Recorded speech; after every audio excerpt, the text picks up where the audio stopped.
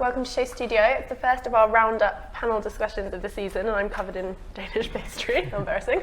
We're going to be talking about all the shows in New York. I think it was an interesting season in New York. There were some few kind of designer changes and appointment changes, which always makes for sort of a bit more discussion. But also some people showing in New York that we wouldn't usually see, most notably, obviously, Givenchy, who kind of monopolised a lot of the New York attention, I think, by their sort of big presentation. There was also a lot of anniversaries. It felt like everyone was celebrating 10 years, but that obviously was quite interesting because it kind of gave time to reflect on how the city has grown and developed in the last decade or so. But before we kind of dive into discussing the highlights, and because Alex is here, no doubt the lowlights as well, I'll let my fab set of panellists introduce themselves, starting with you, Dan. Hi, my name is Dan Thawley and I'm the editor-in-chief of A Magazine, curated by, based in Paris. I'm Stavros Karelis and I'm the founder and buying director of Machine 8 Store. Hi, I'm Susie Lau. I'm a fashion blogger and freelance writer. I'm Alex Fury. I'm the fashion editor and critic at The Independent. Sorry, finish this. And our mediator is still eating. I'm enjoying a Danish. So, I'm going to dive in. I thought we should start by talking about Givenchy because, they, I think, chose that slot because they wanted everyone to talk about them first. You know, they could have shown in Paris, but they wanted to obviously kick off the season. What did we make of, firstly, that move and of the collection itself? Am I being cynical when I say that it was obviously very much just to kind of grab the attention before the season kicked off? Well, I mean, it was obviously to coincide with the opening of the big flagship store.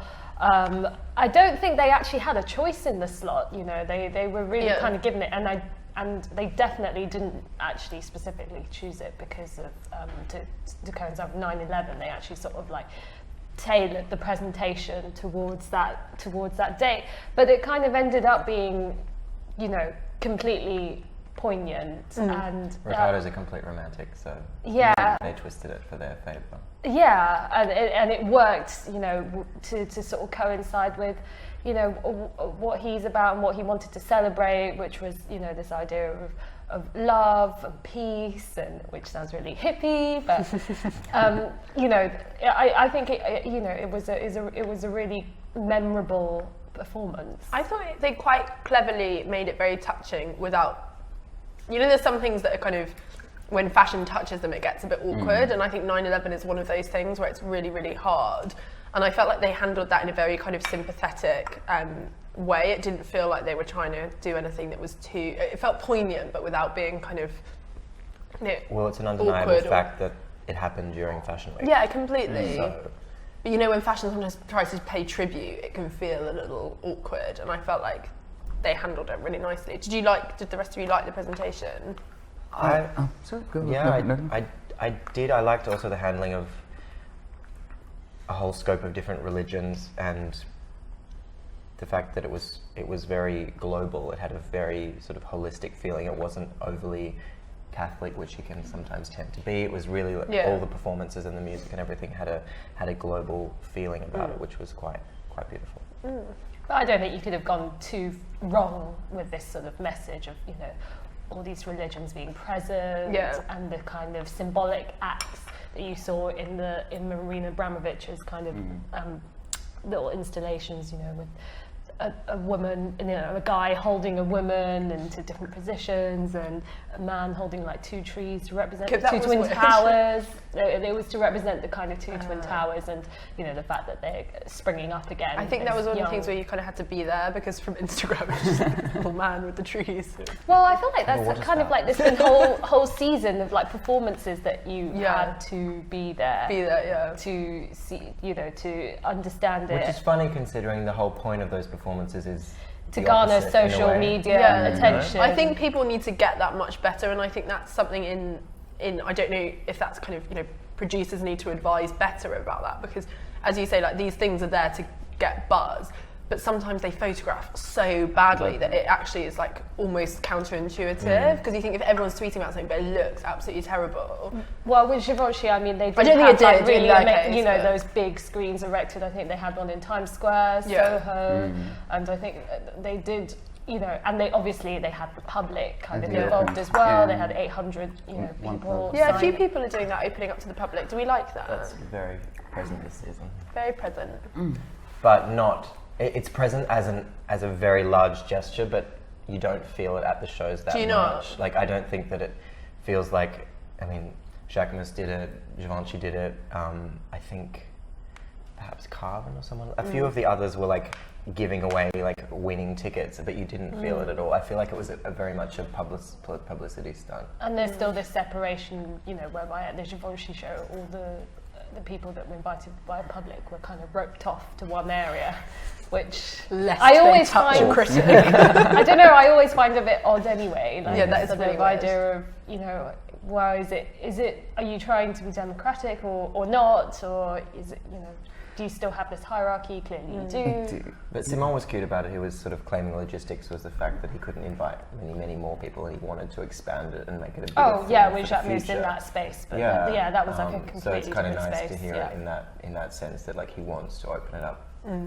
But it's got this feeling of like a show, basically, you know. So you invite the public and actually you see all the show, because obviously, you know, the front row was like full on celebrities, and now of course Givenchy is like really extremely well-known brand, so it has like this feeling. He had like the big screens, he had the performance, so actually kind of like it's turning into like a really big show at the same time. So, you know, opening it up to public, you know, it feels that way sometimes, relevant. You know, it feels kind of relevant. But that idea of creating a moment is interesting, actually. I have to say the performance was not that like present, as compared to the scenography and the celebrities and everything. I have to say it was definitely an afterthought of the feeling of the show, because the real feeling was the fact that we were literally waiting there for 45, 50 minutes for the suns to set, and with this, you know, this sort of wrought iron wood.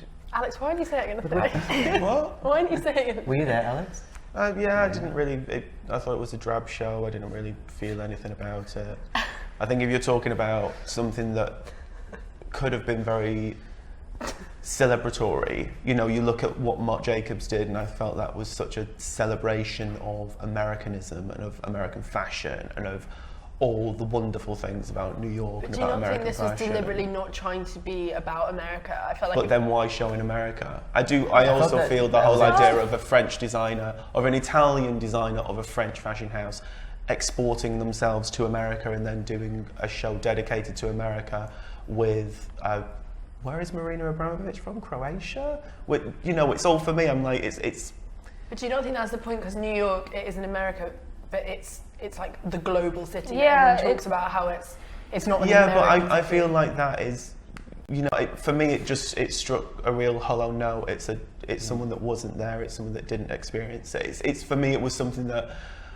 And I do also feel it's something that fashion shouldn't have broached. What, 9/11? Yeah, I feel like that it shouldn't have tried to make a statement about that. It didn't strike me as something that felt very appropriate. Do you think it made a statement, though? I feel like it was obviously making a statement. The location of the show and everything they wrote about, and the fact, you know, they sent out things with the American flag printed. You know, there were plenty of allusions in it, and I felt like it was allusions that didn't. I don't think they were handled very well. I don't think it was their place to make those statements. I don't think those statements should have been made. I don't feel like a fashion show, and specifically this fashion show, was the context to make those statements. And furthermore, we haven't said anything about the clothes yet. Yeah. And that's, for me, is what I'm actually there to see. I'm not there to see my Marina Abramović performance, which was a woman under a leaky tap, basically, which I don't really know what that's supposed to say about kind of love and togetherness. That all struck me as bunkum that was distracting from a show that I felt was weak. But it's I interesting. thought the same thing as well for the show, though. I thought the same thing for the show. You know, when I was watching the show, I thought that it was like me looking probably Givenchy in right at the beginning, but not in a good way as well. You know, like, I mean, you know, yes, of course, celebrating 10 years of Riccardo Tisci being in the brand, but then at the same time, you want to see what is the future, what is the new ideas there, and it was all kind of repetitive. I mean, it felt like it was everything that we've seen before. But they kind of said that as like it was a bit of a retrospective, like but not in a good way. I mean, not retrospective in a good way. It felt like just like extremely, like, you know, extremely repetitive, and I think kind of not exciting for me at all, basically. Yeah. It's interesting what Alex said though, where he said, we haven't talked to you about the clothes, and that is what I'm there to see. And I wonder, do you feel that still at Fashion Week, that you are there to see the? But do you think I'm a fashion critic? I'm there to critique but you fashion. feel that, but do you think that's the way that people setting up the shows are still thinking about it? Because I don't feel that sometimes at Fashion Week. I don't think they want. That's what I was going to say. A 10-year anniversary or any kind of anniversary or event is kind of like a license for show producers or designers to kind of not deliberately make the clothes take a back seat, but kind of like have the clothes be like sort of one tiny composite element of like a much bigger thing. And this was like a much bigger thing of lots of different elements. But I feel like if the clothes were strong enough, they would have stood up to that. I think when you look at really, I'm not going to harp on about. In fact, I'll harp on about Marc Jacobs as a perfect example. I think there was such a massive setup with that Marc Jacobs show, and it was such a nightmare to get to. And everyone was so worried about missing their planes, and it ran late for the first time in 8 years and all that. But at the end of the day, the clothes were extraordinary, and that's what you focused on. I think if the clothes are really great, then they can actually overshadow that. And I think in a way, that's why I really like, as everybody knows, that what John did with his shows in the 90s was that whole idea of here is a massive spectacle, and I'll make something that rises above that, and I'll make something that can even overshadow a steam train slamming through a curtain of orange silk on the Gare d'Austerlitz. It's that whole challenge of a designer. How do I make clothes to beat this? And I think with Givenchy, the clothes didn't beat the setting. And that's what everyone wound up talking about. And some people found it poignant, and a critic said to me, you're not American, so you can't really understand this. And that's where I was like, well, this is a French fashion house, and it's an Italian designer, and maybe that's a positive the fact that they could make the statement and an American could understand it, but a non-American couldn't understand it. There was lots of that at play. But what was there to understand? Well, I think for a lot of Americans, they did see it as, it's something that's incredibly close to them. It's something they were physically there to witness. And I think as Europeans, we react very differently to that.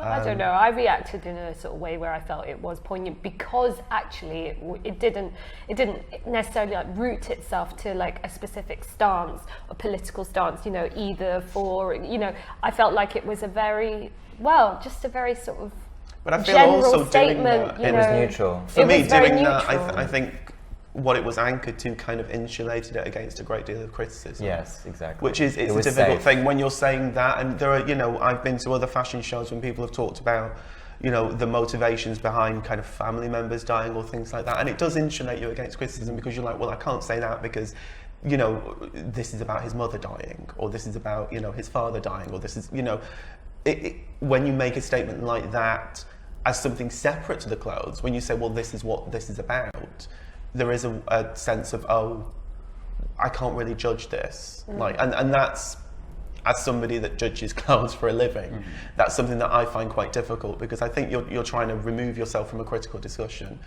by making a statement that's larger than fashion, which implies that it has to be applauded. Do you think your reader, specifically at the independent, but also people who read about fashion in general, do you think it is getting to a point where they are more interested in the set and the front row and the theatre than they are in I hope not, because clothes? if they're reading me, they're not getting anything about that.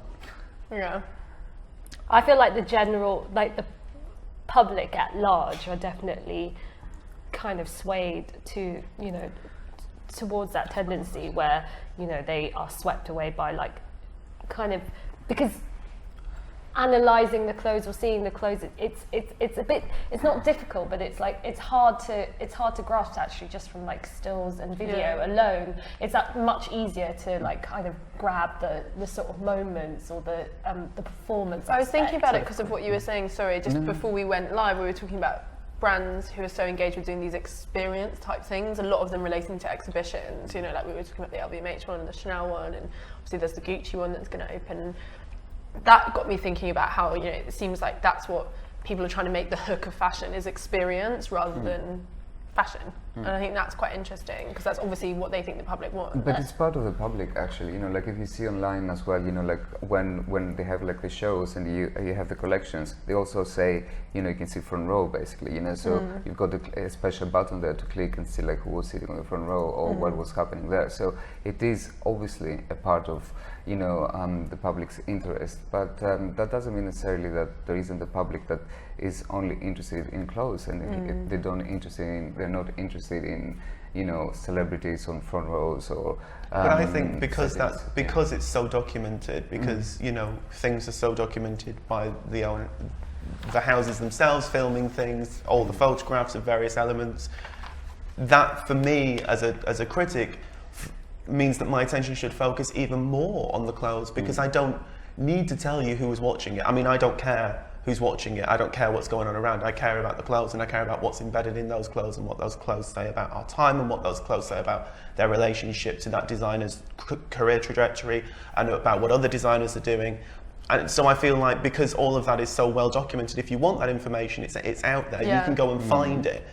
You don't really need me to tell you who was there. You can see that. It's the same as you don't really need me to tell you there were 4 red dresses in this show. There was only 1 pair of trousers. There was what I should say is there was only 1 pair of trousers, and this is what that means. What, you know, if there were no trousers in Prada this season, what does that mean? What is that kind of statement? What do I think that means? And I think for me that's what it focuses the attention even more on the clothes and the message that's embedded in the clothes. That's what I should be talking about. But do you not think filtering right down to why people actually buy clothes now? And I think was just about to say, it relates to like that idea of branding It does, and universe, and just the way like even people like relate to fashion isn't actually about their first kind of but don't you think a designer should be able to get that? Should be able to just get that message across isn't in a dress? necessarily through the clothes, and that's But I think, the message should be the message should be there in the clothes. Yeah, no, it should in an ideal world. But it is with strong designers. Yeah, you know, with young designers, you see designers that don't have any money and that are putting things out. You know, and the message is embedded in the clothes. But then I think it's sort of it's beyond messages being embedded. But why do you need me to tell you about what a shop looks like? You can go in a shop. No, it's not so much what the shop looks like. It's thinking about people's motivation for buying clothes. And I think analysing clothes just as clothes relies on the sense that... But I'm not trying to get people to buy clothes. That's not why I write. I don't I'm write not saying to say you go are. out and buy this. I don't write about trends and things. It's about fashion's position in a wider cultural discussion. But I think there has to be an awareness when reporting on fashion that, you know, people who are buying Givenchy or even, you know, Marc Jacobs, like if you think about, you know, that amazing campaign that he did with all the amazing women, you know, Cher, Willow Smith, what have you know, Bauman, whoever you look at, people are buying those clothes because of all of that stuff that you're saying is not relevant to what you write. And I'm not saying it means you should write about it, but I just think it's interesting to think about point of purchase. But I think what... Does that make sense? You're like me. Yeah, but no, it's hard to ignore that bigger picture for me anyway. Like, it's not that I'm saying that it's good that those things are so important in a brand's universe, but for better or for worse, that's kind of the way it is. And but I don't say it doesn't compensate, which is what... But I feel like everybody knows that. Like, but you know, I think we're getting off the subject here anyway, because we're supposed to be talking about New York. But you know, you don't need me to tell you that Cher's in a campaign. You don't, you know. But I don't really understand the point. It's like, I don't really understand the point you're making. Like, you don't need a fashion critic to talk about that. We should be there to talk about the clothes. And if the surroundings inform those clothes and communicate something about the message, then that's fine. I don't feel they did in this instance. I feel they completely overshadowed the clothes, which was the point I made at the start. Yeah, the performance was a drab show. We still haven't talked about them. Yeah, it was a drab show. It was lingerie based. It didn't make a big statement. You know, it was presumably designed much quicker than they normally design it. It wasn't a big enough statement to open the collections. It wasn't a big enough statement that was specific enough to Givenchy. But it did, like... I had multiple levels of problems with this show. I didn't think it was very good. It did spiral out into the whole lingerie theme that has like sort of underlined the whole season. I mean, it started off the season, and it's sort of like my biggest takeaway was lingerie. But then you look at the way Dior did lingerie dressing, and it was so much more inventive. You know, I feel that it was, you know, for me it was fine. To its credit, I feel like some of the fabrics that he worked with were much more interesting up close than we gave credit for this show. There's a lot of interesting crinkle and sport techniques that he put into some of those earlier looks, which were actually quite beautiful. Yeah, an Airtex. Yeah, An Airtex console. Yeah. Stavros, what were you trying to say? I was trying to say before that actually, the most important thing, and I think it relates to what Alex was saying, it was that 10 years ago, what Ricardo did, he didn't have all the celebrities wearing Givenchy back then, when he did start. And actually, everyone was like really obsessed about going and buying Givenchy. It was like the first 1, 2, 3 seasons, it was the only brand you were listening around and you were hearing around. And now you see, brands like Gucci with, this season Gucci and Louis Vuitton, and of course, always are going to be celebrities. But when collections are coming out, they're so strong. Like it was Louis Vuitton or Gucci or Prada or Dior, this season, which was brilliant. Then you don't need the celebrities because the public. I mean, if we're talking about customers, the customers are going to buy it regardless if they're going to see it on a celebrity or not. I don't think that the trend, if we're talking about trends or if we're talking about how a brand is selling really well for the next season, it depending so much on celebrities. I think, yes, of course, it's a medium, and people are using it on social media everywhere, like to put out a message. But if a collection is strong, that's regardless of celebrities. It's going to have good sales. People are going to talk about it, and they're going to have like a big audience for that. So, and I think this is what was Ricardo and Givenchy about 10 years ago. This is what happened to the brand. I've got to say, all the buyers that I spoke to really, really loved this collection for its, for its ability to just, hanger appeal. Like they feel so like it will do really, really well. Yeah. It was so linked to what he's done before because we've seen so many of his dresses before. I'd like to talk about repetition. Marc Jacobs because Alex has brought it up, but I think that's an interesting one and a real contrast because there was a lot of. It was interesting.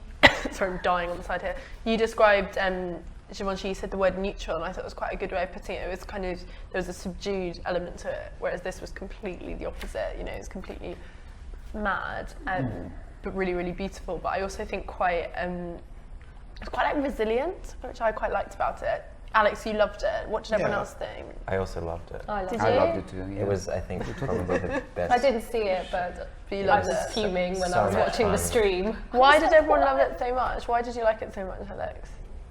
I actually think it's weird looking at it in pictures. These pictures don't do it justice, and that it is actually because these pictures are not the way that I saw it. I saw it in a different environment, and as much as I'm saying that wasn't important, these were very strong clothes, and that environment helped really showed them off to their best advantage. I liked it because I liked the referencing. I like this idea of Marc referencing American fashion past as well as his own fashion past, and kind of remixing that all together. I liked that it was very sort of exuberant. I liked that it had that sort of energy. It had a point of view. The thing that I really liked about Marc Jacobs last season as well was the number of people that absolutely hated that collection. And I think there are quite a few people that hated this collection because it's a very distinct point of view. There are a lot of people this season that hated Prada as well. I feel like it was quite a divisive season. Yeah, which I think is really good. I think if someone loves or hate, if you love or hate something, at least it's inciting an opinion in you. At least it's not something kind of goes back to what you were saying about Givenchy, where you kind of can't have an opinion because they've set it up in a way where you have to be like, oh, that was poignant, Well, I think, but at least people, but then, I reacted against it. At least it had something that I did react against, even though it was more about the setup and the message that it was trying to convey than necessarily the clothes. But yeah, with this, I just thought it had a kind of a joy to it. You got the sense that he was really enjoying what he was doing. Yeah, and this is sort of illustrates what you were saying about the clothes. I didn't see the show. I didn't see the sort of whole theatre. But should we perhaps explain that to everybody as to what happened? At the show, yeah. So it was essentially there was a step and repeat board that the girls entered off the street into the Ziegfeld Theatre, and then it was the Ziegfeld Theatre, and he chose that venue to suit the collection because he wasn't showing in his usual space, and so we seated in this movie theatre watched on a big screen all of the girls entering, having their photo taken at this step and repeat board with the logo. And then we actually had to wait a good 5 to 10 minutes before we actually saw a girl walk into the room. Annoying. Yeah. So it was quite a weird disconnect. It was like you were watching like a red carpet footage. Yeah. And then suddenly the band, And then the brass band sort of started playing, and we actually saw, I think it was Natalie Westling or someone enter as the first But that's girl. exactly what we were saying before. It was an interesting like celebrity disconnect from the fashion But I show think for us the reason as they well. did that is dividing the kind of imagery that goes all over social and the kind of imagery and the kind of collection that journalists get to see, because obviously the journalists inside Instagram what they saw, but it meant that they had this great setup for like perspectives, and it also allowed the people on the street to see the clothes before we did in a way. which is interesting. Yeah. Was all the public like just allowed to sort of stand by the red carpet? They were standing on the edge like any film premiere. Just like a film premiere. You know? But I wanted to throw like an unusual oversight into this show. But I actually saw like a lot of like Margiela and Vetements influences in this show as well. Do you guys agree? Like there was like platform shoes, there was like cut up sweaters, oversized feeling, like there was also like injected into all this Hollywood glamour. It was hanging But then I think there's a Marc I thought it Jacobs was vibe in Vetements, you know. No, I feel like there was actual like specific references to looks. Like I don't know if you guys agree. What do you think? But I don't know, for me I feel like Marc has done all of these things before. Not that it was like a greatest hits, it was more like that he was asserting what he's very good at, which is this sort of mix and match. You know, he's like a sort of supreme stylist, you know, where you can like take so many different elements, mash them up together, and for it to look completely coherent. And like that's him, like that's him as a designer. It was kind of like fucked up old Hollywood. Exactly. You know, it was mashed up genres, But contrasts, also has, all of those but things. also he has Katie Grant as well, you know. So obviously, you know, she's going like to have to do like that kind of like styling with him, you know, for the show. And they had that best NYC4 create prints for the show, which is like even another twisted layer of like very now Instagram culture mashing up with those Schiaparelli looks, also that like massage Tumblr embroidery thing, and the referencing things, things that don't belong to you. Taking that's interesting.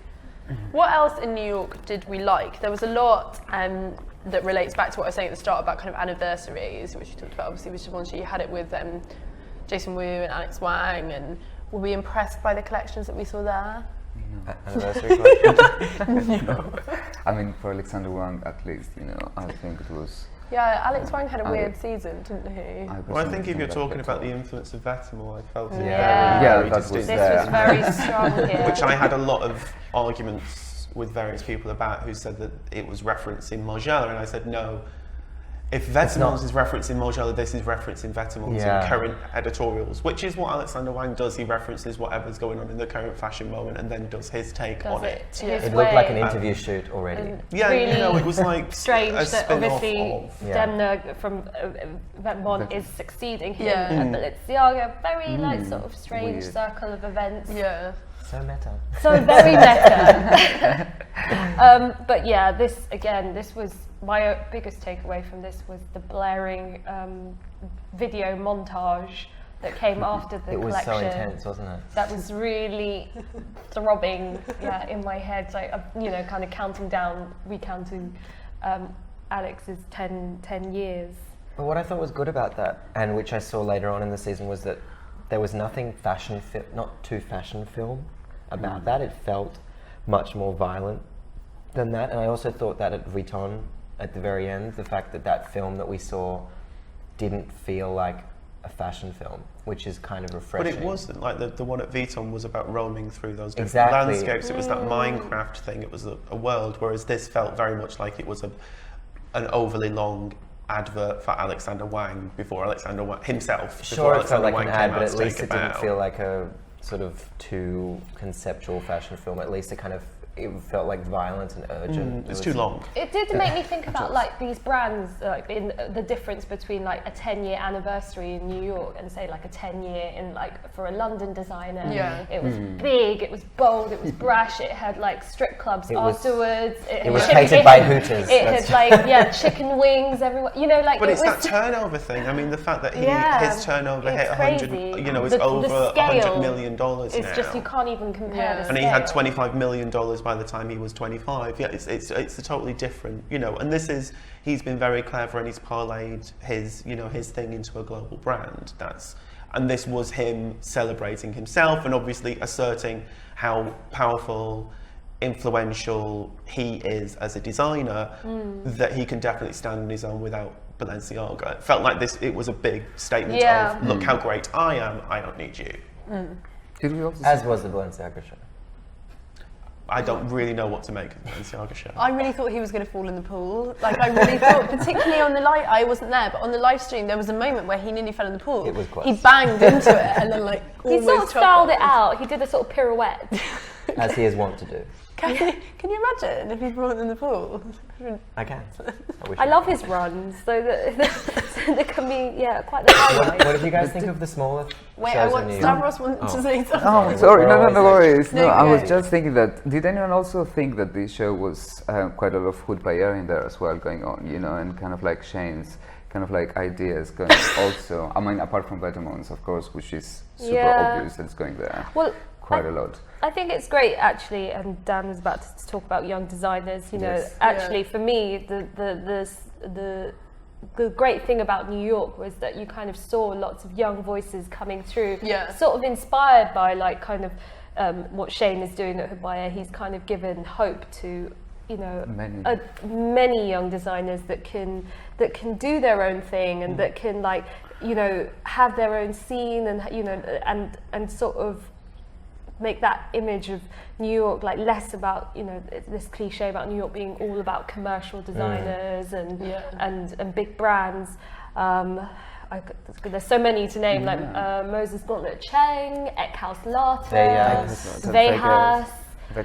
Yeah, just a whole kind of wave of them. They made New York for me. They made me actually possibly enjoy New York more than London. Completely. If I hadn't gone to those shows, I think I would have had a very, very different, possibly negative experience of New York. And it just seems like every season it's sort of growing stronger, and you know, it feels like a real sort of movement because they're all at each other's shows, supporting one another, and you know, the aesthetic is still very, very raw and still very quite, you know, you don't quite know what it's going to be, but it sort of gives you hope that something is happening. But gender neutrality is a big theme in there, in all of them, right? Yeah, completely. I think it's such a big contrast to the lady thing that so many of the earlier generation of young New York designers went straight into doing. When you look at, you know, something like Altazara, he went straight into that lady thing. Even Proenza was very lady to begin with.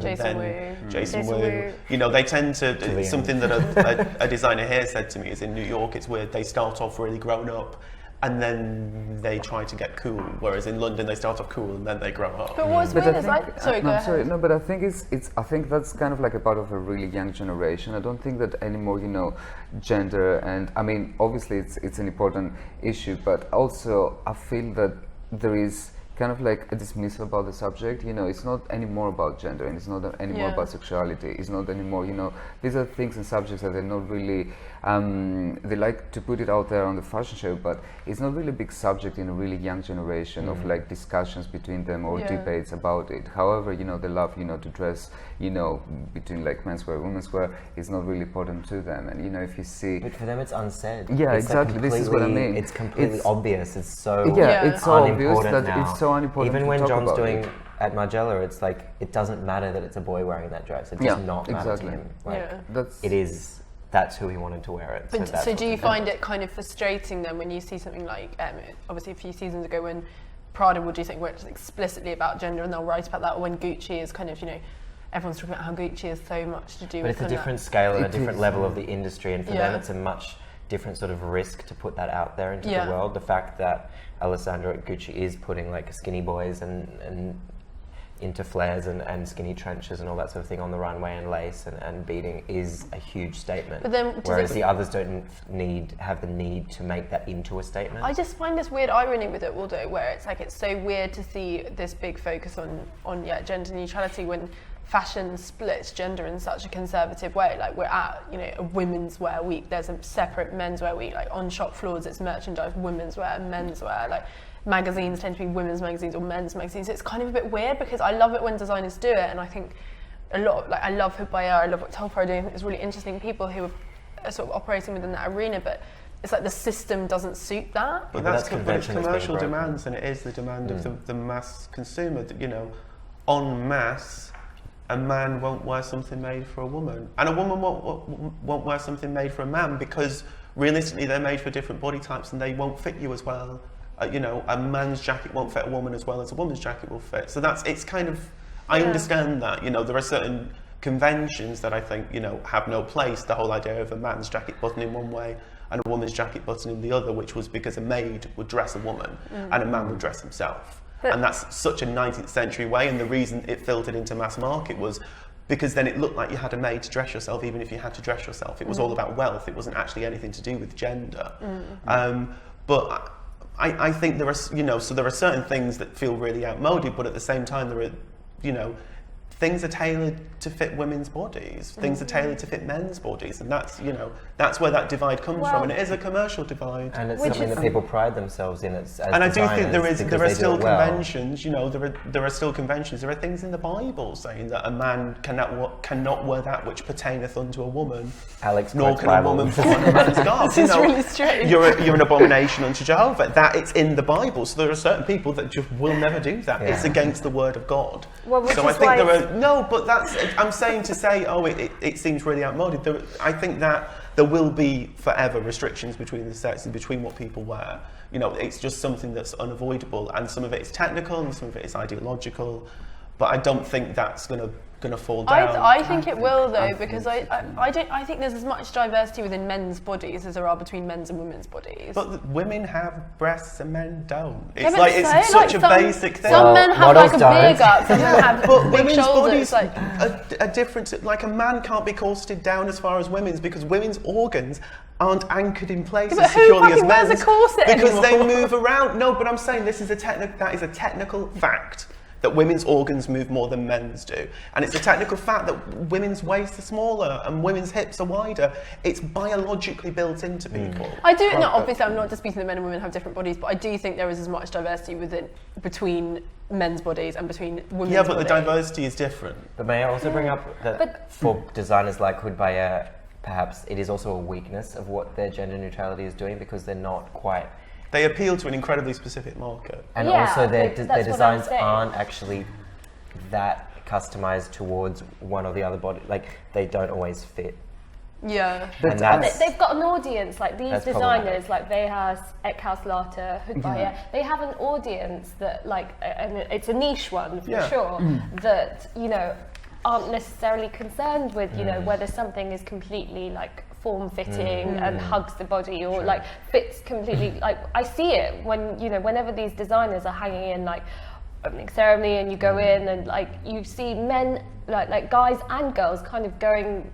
Do you find that in fair Machine game? When Yes, people come we in, do. do they I ask mean, like, about this fit? is no. I mean, you know, we carry both Hood Bayer and we carry Telfar, and you know, so we are familiar with these brands, and actually, you know, it applies to both like men and women. You know, equally. You know, they don't see the difference between. You know, I mean, of course, you know, there are some specific things that, of course, in pieces that, you know, men cannot wear, and the same applies to women as well. But I think it's very, very small percentage, because the bigger percentage is about customers that they love the brand.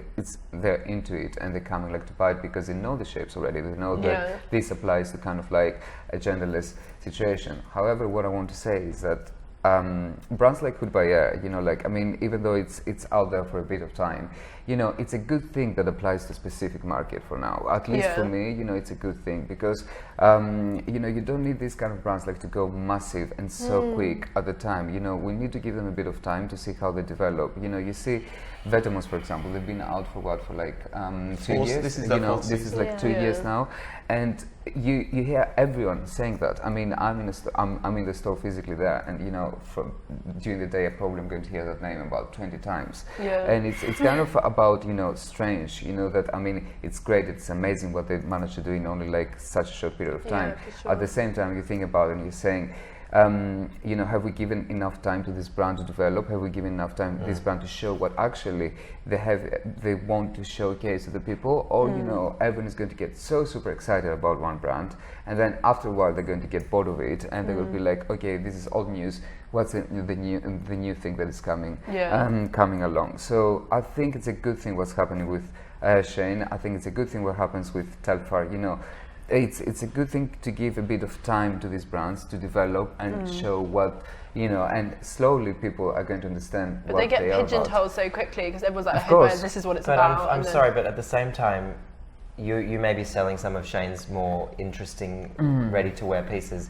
At the same time, Selfridges and a million other online stores are selling Hood Bayer t-shirts like hotcakes, like logoed. But that's the same with like fucking Overly- Raf Simons. You know, Yeah, that's just, sure, yeah. but like at the same, like there is still like two levels running with a Hood Bayer. Yeah, yeah. But it goes back to what Susie and I were saying right at the start. It's like why people buy clothes, and I think in a way it's that age-old thing of like you buy the t-shirt because you like the ethos of the brand. So in a way, I It's the kind of think spirit it's that But attracts people. But that's Yeah. the biggest challenge for these brands is basically, you know, how they're going to translate, because being from independent, then you go really big, as you said, you know, about like selling all these t-shirts and long sleeves and jumpers that everyone was wearing about, and then you see that these people that they supported it originally, the brand, they don't want to wear it anymore because they see it to absolutely too mass, everyone else. yeah. So, you know, so that's why, you know, they keep back from that brand, and then, you know, that brand normally, you know, is getting to that place where it doesn't know what to do next, you know, Yeah. they don't know where to go next. So this is why I'm saying that, you know, these brands normally, you know, need a bit of time, and, you know, it's good, you know, support and commercial support and also, you know, press support. But I think that they always need time, because when it's such a massive hype around one brand, that it's always about a short-term period, Yeah. and then, you know, you Yeah. can It's start when they to define see- a moment. yeah, and then it's very and easy. then, you know, everyone else is like, oh, I'm sick of it, you know, let's go to Yeah. the next brand, basically, Yeah.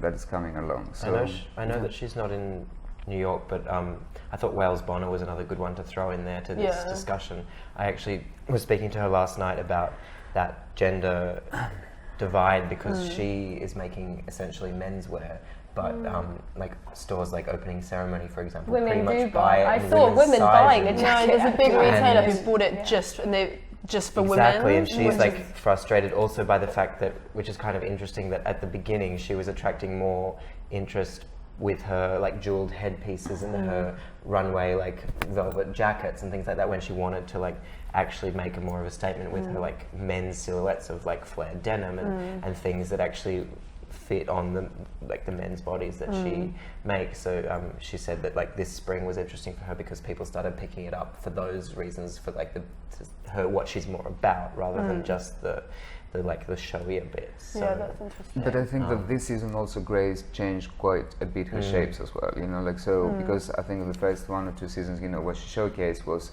quite a lot about, you know, as you said, like Skinny the flares, skinny silhouette, flares, and you yeah. know, which was amazing though, because, you know, I think what was really strong about Grace's show was about, you know, the whole culture and the whole vibe that she was presenting out there. But I think that this season, you know, she changed a bit of the shape, so obviously, you know, it's going to apply to a bit more of a people. wider audience. Yeah, to a wider audience. There's a lot of people we haven't talked about that I'm conscious of. We haven't talked about Jeremy Scott, a favourite of Alex's. We haven't talked evils. We haven't talked about Proenza. We haven't talked about. Let's talk about Oscar de la Renta. That was good. Oscar was beautiful, wasn't it? What do you think of what Peter Copping's doing there? Do you really like it? I think it's one of the best designer brand marriages. It's the most. Authentic. I think last season's collection was one of the best I've ever seen because of the lines it had to toe, the differences it had to produce. It was an incredibly difficult thing. He said to me, like, you know, he went in, thought he was going to have time with Oscar. Oscar de la Renta died a week after he was appointed. And then all of a sudden he went in with these people that have been working with Oscar for 30 years, and he was sat in Oscar's chair in his office, and that was incredible. He said that was so difficult for so many people to see me do that. Yeah.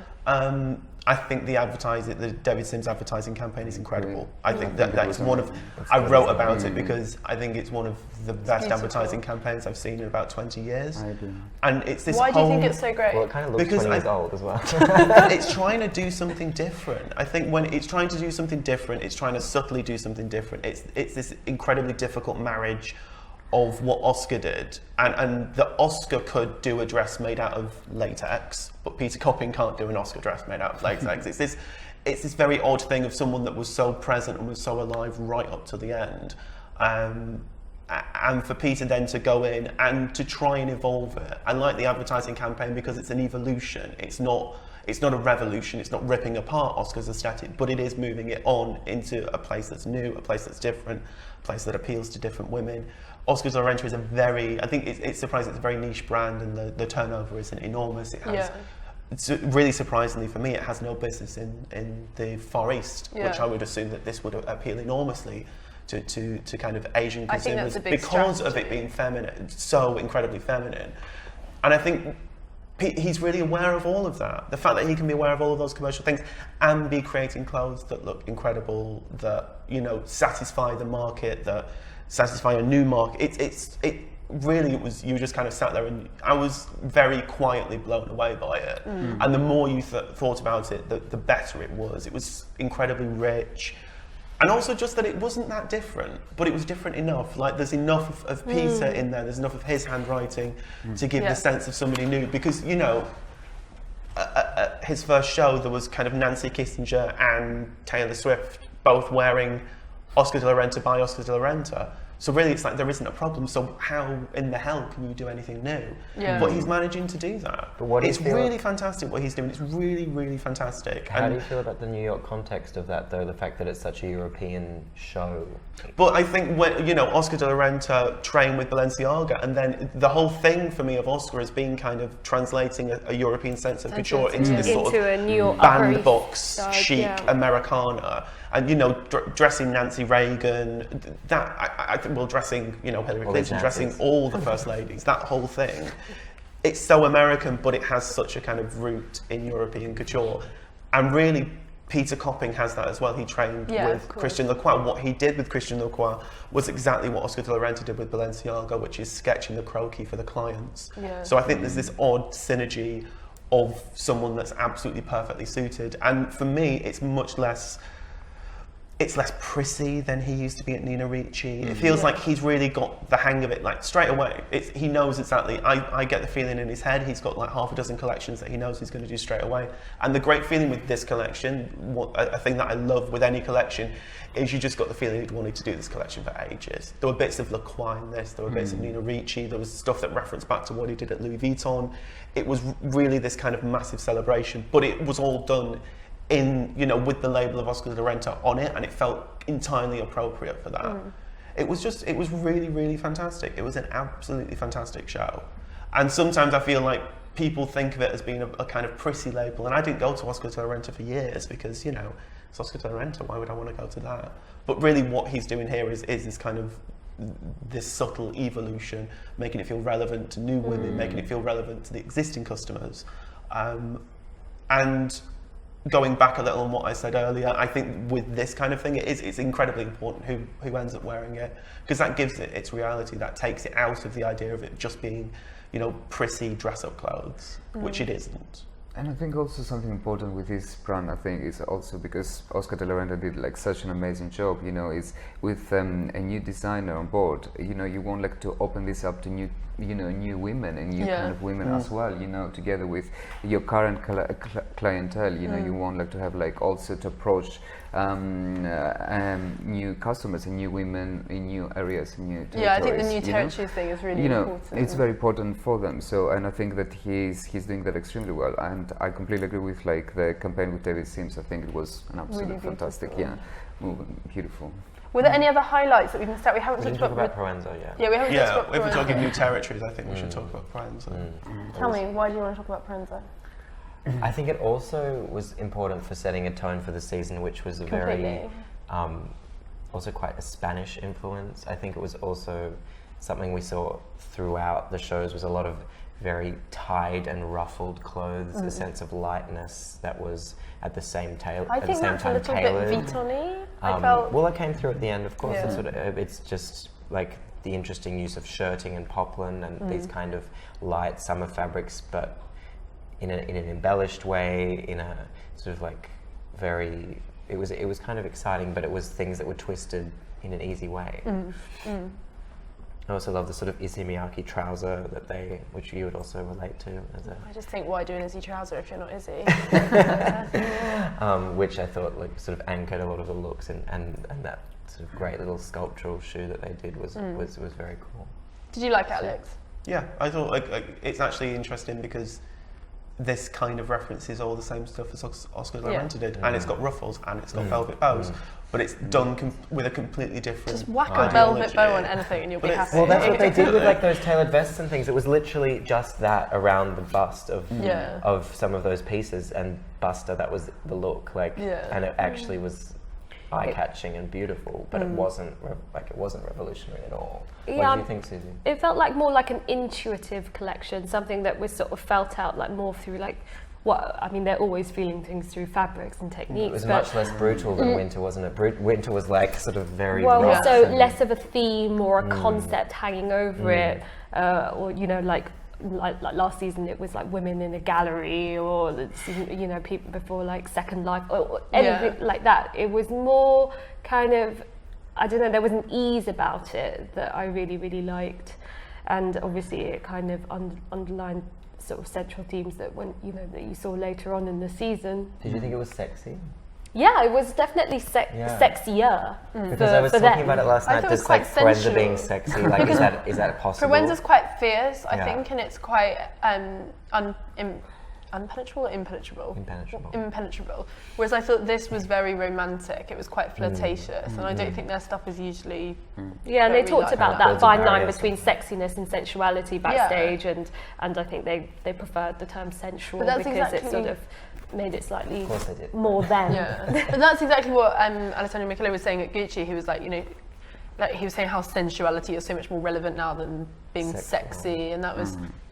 I think that's a whole other debate. Milan losing its sexuality, right? Milan needs it. But then it depends what you think sexy is. Sexy is so incredibly subjective. Like I said something to Mrs. Prada about that her collections weren't sexy. She was like, I think all my collections are really sexy.